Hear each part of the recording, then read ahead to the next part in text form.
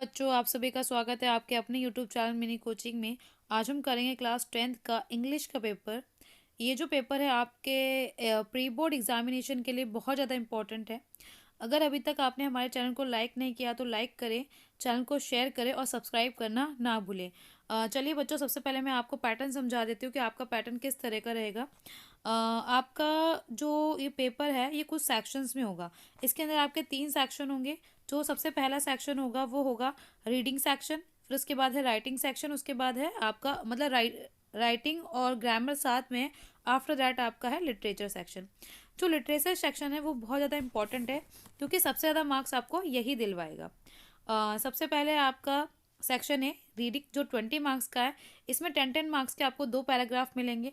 आपको सभी पैराग्राफ को अच्छे से रीड करना है और उसके बाद इससे कुछ क्वेश्चंस आपसे पूछे जाते हैं। देख, जैसे कि आपको यहाँ नज़र आ रहे हैं, यहाँ पर आपको आपसे बच्चों 10 क्वेश्चन पूछे जाएंगे और सभी क्वेश्चन 1-1 मार्क के होंगे। कुछ में आपको ऑप्शंस मिलेंगे और कुछ में आपको ऑप्शन नहीं मिलेंगे। आपको ये जो ए सेक्शन है वो आपको सबसे लास्ट में करना है। अब यहाँ पर देखिए, आपके पास पहला क्वेश्चन है, सेकंड, थर्ड। यहाँ पर आपको ऊपर 5 क्वेश्चन में आपको ऑप्शन दिए गए थे, 6, 7, 8, 9, 10 में आपको कोई ऑप्शन नहीं दिए गए। तो आपको चिंता मत कीजिए कि आपको आंसर मिलेगा नहीं मिलेगा, इन सब के आंसर्स आपको कहीं वहीं पैराग्राफ में मिल जाएंगे। फिर पैराग्राफ 2 है। पैराग्राफ 2 भी इसी तरह का है, सेम पैराग्राफ 1 की तरह। यहाँ पर भी आपको कुछ में ऑप्शंस मिलेंगे और कुछ में ऑप्शंस नहीं मिलेंगे। देख रही है आप, क्वेश्चन नंबर 5 तक आपको ऑप्शन गिवन है और क्वेश्चन नंबर 6, 7, 8, 9, 10 में आपको ऑप्शन नहीं मिले। अब है आपका सेक्शन बी, राइटिंग और ग्रामर सेक्शन। राइटिंग और ग्रामर सेक्शन में क्या करना है बच्चों आपको, ये आपका पूरा 20 मार्क्स कवर करता है। राइटिंग सेक्शन में आपको ऐसे लिखना पड़ेगा या पैराग्राफ लिखना पड़ेगा और आपके पास लेटर आएगा, लेटर टू एडिटर आ सकता है, कंप्लेंट लेटर आ सकता है। फिर आपका ग्रामर सेक्शन है। ग्रामर सेक्शन में आपसे मोडाल्स पूछ लेंगे। जैसे यहाँ पर आपसे पूछा हुआ है, आपसे पूछा हुआ है डायरेक्ट और इनडायरेक्ट स्पीच पूछी हुई है। इसके बाद आपसे फिलिंग इन द ब्लैंक्स, जैसे जब भी फिलिंग्स वाले आते हैं तो उसमें आपसे मोडाल्स, कंजक्शन, प्रीपोजिशन सब कुछ आपसे पूछ लेते हैं। यानी कि अब तक आपने होल जो 9 तक ग्रामर तक का किया है उसका सारा के सारा फिलिप्स में पूछ लेंगे, फिलिप्स में। उसके बाद है क्वेश्चन नंबर 7। क्वेश्चन नंबर 7 में आपके पास क्या है, आपको एरर, यहाँ एक पैराग्राफ दिया है। इस पैराग्राफ में ना कहीं एरर है, यानी कि हर एक लाइन में आपको एक एरर मिलेगी। उस एरर को फाइंड आउट करना है और उसके बाद जो करेक्शन वहां पर आएगी आपको वो पुट करना है। अब यहाँ पर आपसे क्या पूछा गया था राइटिंग सेक्शन में, आपके पास क्या है, read the following expert from an article that appeared in a health magazine. तो आपको ये आर्टिकल पढ़ना है। जैसे यहाँ पर ये आर्टिकल आपको नजर आ रहा है, ये छोटा सा 4 लाइन का आर्टिकल है, आपको इसको पढ़ना है। Write a paragraph to analyse the given argument. तो आपको इसको एनालाइज करना है कि आपने जो पढ़ा उसके बाद आपको इसको आर्ग्यूमेंट, यानी कि आपको इसके विपक्ष में जाना है। दो चीजें होती है, एक होता है फेवर, एक होता है आर्ग्यूमेंट। फेवर का मतलब है कि आप उस चीज के पक्ष में जाएंगे तो आप उसके बेनिफिट्स बताएंगे। जब आप आर्ग्यूमेंट में जाते हैं तो आप उसकी क्या बताते हैं, डीमेरिट्स, यानी कि उसकी हानियां बताते हैं। तो यहाँ पर आपको उसके आर्ग्यूमेंट के में बोलना है, आप उस मतलब विपक्ष में बोलेंगे। यहाँ पर भी आपके पास एक एनालिटिक पैराग्राफ है, यानी कि एक एनालिटिक पिक्चर। आप इस पिक्चर को देखना, उसके बाद इसको एनालाइज करना है। एनालाइज करने के बाद आपको बताना, जैसे आपको डाटा नजर आ रहा है तो यहाँ पर the chart below display data about the online activity for the different age group. तो यहाँ अलग अलग एज ग्रुप के लोग अलग अलग एक्टिविटी कर रहे हैं। तो ये जो बॉक्स है इस तरह से दो तीनों को यहाँ पर बताया हुआ है कि डाउनलोड्स है, गेट न्यूज़ है, बाइंग अ प्रोडक्ट है। तो आपको इसको देख के डाटा को पढ़ने के बाद आपको क्या करना है, पूरा इसको एनालाइज करना है। एनालाइज करने के बाद आपको इसके बारे में पूरी बात बतानी है, यानी कि एक पैराग्राफ बनाना है। अब है आपका क्वेश्चन नंबर डी। बच्चों, मैं आपको ना बस जल्दी जल्दी एक रिव्यू दे रही हूँ और जल्दी जल्दी बता रही हूँ कि आपका एग्जाम किस पैटर्न पे आएगा और किस तरह का आपका एग्जाम होगा। अब यहाँ पर है आपका सेक्शन सी, लिटरेचर सेक्शन, जो कि 40 मार्क्स का और बहुत इंपॉर्टेंट है। आपके 50% मार्क्स कवर करता है। अगर आपने लिटरेचर अच्छे से किया है, सेक्शन को अच्छे से किया है, तो आपका सेक्शन सी से आपको 40 मार्क्स यानी कि 30 to 35 मार्क्स आपके कवर अप हो जाएंगे। अब सेक्शन सी में आपका जो सबसे क्वेश्चन नंबर 8 है उसमें क्या है, आपको एक पैराग्राफ दिया गया छोटा सा लिटिल सा। तो आप इस पैराग्राफ को अच्छे से पढ़ेंगे और उसके बाद इससे कुछ क्वेश्चन पूछे गए जिनके आप आंसर्स देंगे। तो यहाँ पर एक क्वेश्चन है, मैं आपको पढ़ के बताती हूँ इसमें क्या बोला गया। Not a leaf remained on the tree, the corn was totally destroy, the flower were gone from the plant, Lencho soul were filled with sadness, when the storm has passed, he stood in the middle of the field and said to his son, a plague of locusts would have left more than this. The hail has left nothing. hail का मतलब होता है तूफान. This year we will have no corn. इस साल हमारे पास कोई भी कौन नहीं होगी। तो आपको क्या करना है, जैसे आपने ये पढ़ा, इसके बाद पढ़ने के बाद ना इससे कुछ क्वेश्चन है, इसके आपको आंसर देने।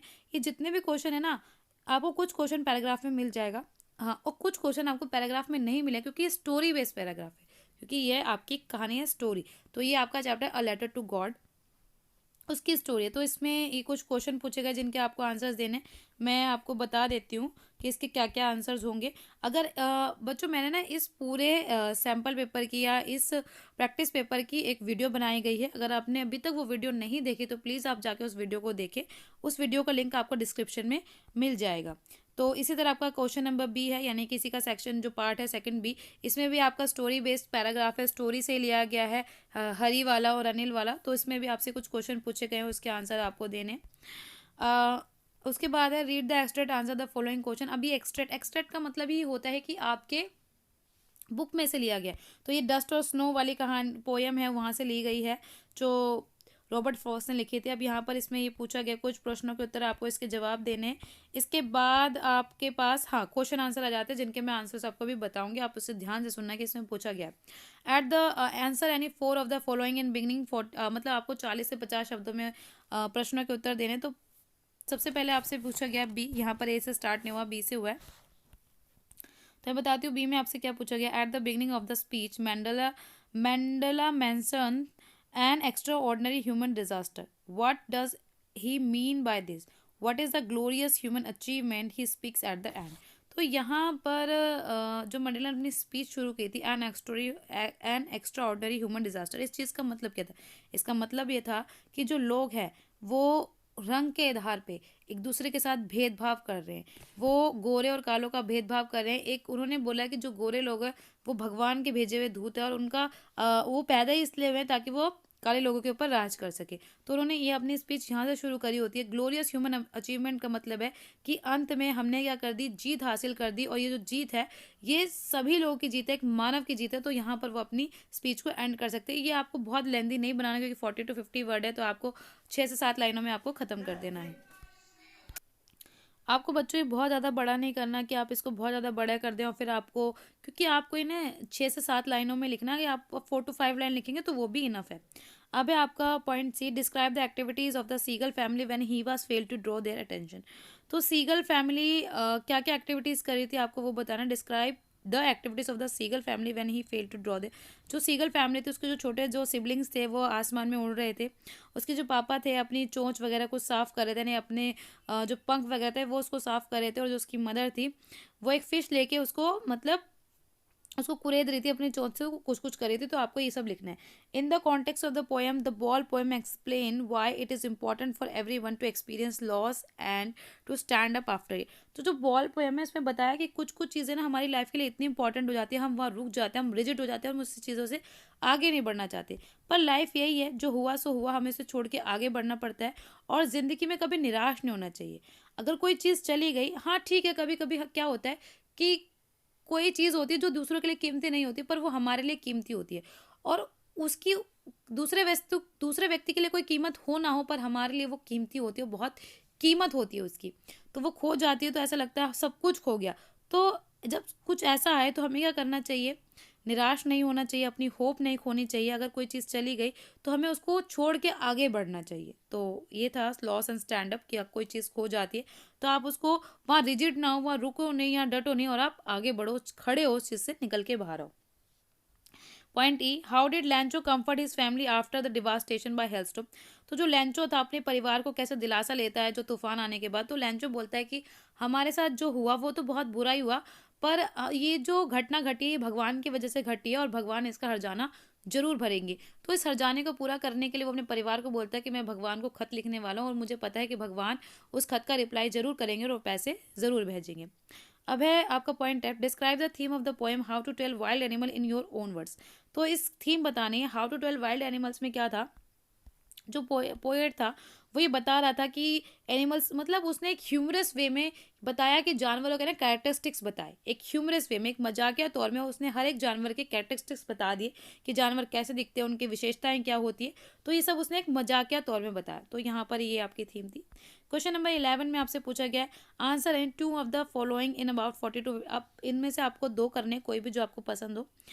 तो सबसे पहला क्वेश्चन है, whom did Horace Toynbee see in the kitchen? तो हॉरेस टॉर्नबी किचन में किसको देखता है? वो देखता है कुत्ते को किचन में देखता है, नहीं डॉग को। How did they greet each other? वो दोनों एक दूसरे से कैसे मिलते हैं? वो दोनों एक दूसरे से कैसे मिलते हैं? जो डॉग होता है वो हॉरेस को देख के एकदम से बहुत तेज तेज भौंकने लगता है। What tag did Horace apply? तो जो हॉरेस होता है ना, वो कुत्ते को प्यार से सहलाता है, उसे प्यार से बात करने की कोशिश करता है। अगर आप किसी भी डॉगी को प्यार से बात करने की कोशिश करोगे, सहलाओगे, तो जो डॉगी होगा वो भौंकना बंद कर देगा।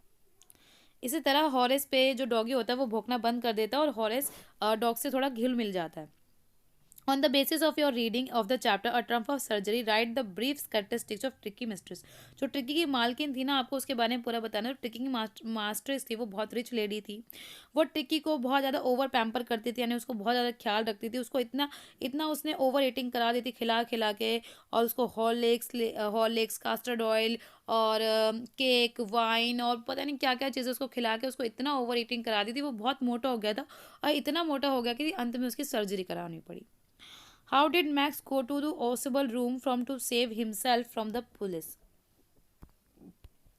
अब आपका पॉइंट सी है जिसमें पूछा गया how did Max go out of Ausable room to save himself from the police? Police से बचाने के लिए जो मैक्स ऑसिबल रूम से कैसे बाहर निकलता है? तो मैक्स क्या करता है, ऑसिबल ने उसको ना बातों बातों में एक बात बताई होती है कि जो मेरा कमरा है उसमें एक विंडो लगी है और जो विंडो बैल्कनी से अटैच है, तुम वहाँ से आ सकते हो। तो मैक्स को ये बात पता लग जाती है कि मैं विंडो से आ सकता हूँ। तो जैसे ही ओजबल उसको बोलता है कि बाहर पुलिस है, तो मैक्स बोलता है कि नहीं, अब तो तुम यहाँ खड़े रहना और तुम जाके पुलिस को बोलो कि यहाँ पर कोई भी नहीं है। तो मैक्स ना उस विंडो से कूदने की कोशिश करता है, मतलब उस विंडो से बालकनी में जाने की कोशिश करता है, पर रियलिटी में वहाँ कोई बालकनी नहीं होती और वो जल्दी जल्दी विंडो से कूदता है और पता नहीं चलता उसके साथ होता क्या, क्योंकि वहाँ कोई बालकनी तो थी नहीं।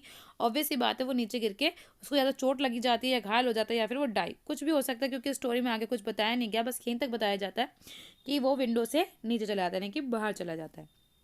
अब है question number 12, answer any one of them in about 100 to 120। तो यहाँ पर आपको क्या करना है, क्वेश्चन नंबर 12 में दोनों में से कोई एक करना है, 100 to 120 वर्ड ईच। तो क्वेश्चन नंबर 1 क्या है, Nelson Mandela points out some human qualities in the speech. तो नेल्सन मंडेला ने कुछ ह्यूमन क्वालिटीज बताई थी अपनी स्पीच में। Which of this quality impress you most? कौन सी क्वालिटी आपको सबसे ज़्यादा अच्छी लगी? Do you think these qualities have become rare nowadays? क्या तुम्हें लगता है कि ये क्वालिटी नाउ बहुत रेयर है?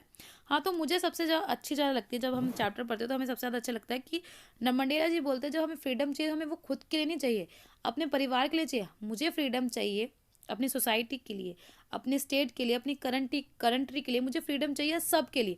मैं फ्रीडम सिर्फ अपने लिए नहीं चाहता, सब के लिए चाहता हूँ। और हाँ, आजकल ये क्वालिटीज़ बहुत रेयर हो गई, क्योंकि आजकल लोग ना बहुत ज़्यादा मीन हो गए, सेल्फिश हो गए। वो सिर्फ अपना सोचते हैं, उनको दूसरों से कोई मतलब नहीं है। Point 3. Anne was a sensitive and a mature girl. Think of any two characters who could be her friends or confidants from the textbook First Flight. तो आपको बताना है कि उसके जो फ्रेंड्स थे उसके बारे में बताना है। First flight, analyse the common character traits would you help creating a special bonds of friendship. तो आपको क्या करना है, जैसे कि अभी ये 120 वर्ड्स का, तो सबसे पहले बताना कि एने एक सेंसिटिव मेच्योर गर्ल थी, उसके बारे में बताना, और ये बताना है कि creating special bonds of friendship. तो आपको फ्रेंडशिप के बारे में बताना है एक अच्छे से कुछ भी। हाँ, यानी बहुत मिच्योर थी, सेंसिटिव थी, वो बहुत टॉकेटिव थी। उसके फ्रेंड्स थे, वो उनसे अक्सर बातें करा करती थी। बातें करने के चक्कर में कई बार उसको पनिशमेंट भी मिली और उसको जो उसके सर थे उसको चैटर बॉक्स भी बुलाते थे। तो वो एक बहुत अच्छी लड़की थी, प्यारी लड़की थी। तो आपको उसके बारे में बताना और फ्रेंडशिप के बॉन्ड के बारे में बताना, जो आप सोचते हो फ्रेंडशिप के बारे में, ठीक है। Question number 13, answer any one of the following in about 100 to 120 words each. तो आपको दोनों में से एक करना है, कोई भी आप 100 to 120 से कर सकते हैं। तो पहले वाला, in the context of the chapter a question of trust. तो आपकी जो स्टोरी है उसका नाम है a question of trust. Do you think Horace Danby was unfairly punished और he deserve what he got? तो आपको ये बताना है कि जो हॉरेस डनबे के साथ हुआ वो गलत था या वो सही था। अगर वो गलत था तो वो क्यों गलत था, और वो सही था तो वो क्यों गलत था। Do you agree that honesty is wrong act is not desirable? तो अगर उसके साथ गलत हुआ, हाँ उसके साथ ये होना था क्योंकि वो कई बार चोरी कर चुका है। ये बात अलग है कि वो चोरी सिर्फ पढ़ने के लिए करता था, क्योंकि उसको पढ़ने का बहुत ज़्यादा शौक था। अब जो भी वो चोरी करता था ना, तो उसका वो उन पैसों से क्या करता था, बुक्स खरीदता था, बुक्स का नया कलेक्शन खरीदता था, उनको पढ़ता था। इस बार क्या हुआ कि उसने एक लेडी के ऊपर ट्रस्ट किया और उस लेडी ने उसको धोखा कर दिया, जिसके कारण उसको पनिशमेंट मिली, पर चोरी किसी और ने करी और गलती की सजा किसी और को भुगतनी पड़ी। Do you agree that honesty is a wrong act in not desirable? तुम्हें क्या लगता है कि जो ऑनेस्टी होती है, जो ईमानदारी होती है, कभी कभी वो गलत चली जाती? हाँ, वो ठीक है कि पर वो भी तो करने चोरी ही गया था, अगर वो लेडी नहीं आती तो वो भी तो चोरी ही करता। तो इसमें जो जो बात आपको लिखती है आपको वो लगनी है। In this chapter, the thief story, a thief in Hari Singh has changed into a good human being, and Anil played an important role in it. Justified. तो आपको thief story बतानी है जिसमें एक हरी सिंह नाम का लड़का होता है जो कि पेशे से बहुत चोर होता है और वो बहुत प्रोफेशनल चोर होता है। तो एक दिन वो क्या करता है, वो अनिल के पास जाता है और बोलता है कि मुझे आप भैया काम पे रख लो। तो अनिल बोलता है कि मेरे घर पे काम की ज़रूरत नहीं है, पर बाद में अनिल को तरस आ जाता है क्योंकि वो एक अच्छा इंसान होता है, तो वो हरी को काम पे रख लेता है। वो हरी को पढ़ना लिखना सिखाता है, उसको बहुत सारी बातें चीज़ें सिखाता है। अब हरी क्या करता है, एक दिन मौका पाके वो देखता है कि अनिल बहुत सारे पैसे लेके आया और उसने पैसे ना अपने मैट्रेस के नीचे गद्दे के नीचे रखे। तो हरी क्या करता है, मौका पाके रात को पैसे निकाल लेता है और वो चल देता है। वो सोचता है कि अब मैं चला जाऊंगा, मैं लखनऊ एक्सप्रेस पकड़ूंगा और वहां से सीधा पहुंच जाऊंगा। पर जब वो चोरी करता है तो उसको ये सब बातें याद हो रही होती है कि अनिल ने उसके साथ कितना कितना अच्छा करा, उसके बुरे वक्त में उसका साथ दिया, और वो क्या कर रहा है। तो जो हरी है वो एक अच्छा ह्यूमन बीइंग बनने लग जाता है और फिर वो दोबारा वापस आता है और जहाँ से उसने पैसे उठाए होते हैं वहीं पर रख देता है और वो चुपचाप सो जाता है। ये बात अनिल को पता लग जाती है, पर अनिल कुछ कहता नहीं और अगले दिन से वो उसको वादा करता है कि वो कुछ कुछ। यहाँ पर ये क्वेश्चन पेपर खत्म हो गया। अब मैं आपको अगली वीडियो में कुछ इंपॉर्टेंट क्वेश्चन करवाऊंगी जो आपके बोर्ड एग्जामिनेशन और प्री बोर्ड एग्जामिनेशन के पॉइंट ऑफ व्यू से बहुत ज़्यादा इंपॉर्टेंट है। अगर अभी तक आपने इस क्वेश्चन पेपर की पूरी वीडियो नहीं देखी तो प्लीज़ जाके उसको देखें, उसका लिंक आपको डिस्क्रिप्शन बॉक्स में मिल जाएगा। हमारे चैनल को सब्सक्राइब नहीं किया तो सब्सक्राइब करें, वीडियो को लाइक करें और शेयर करना ना भूलें। Thank you guys.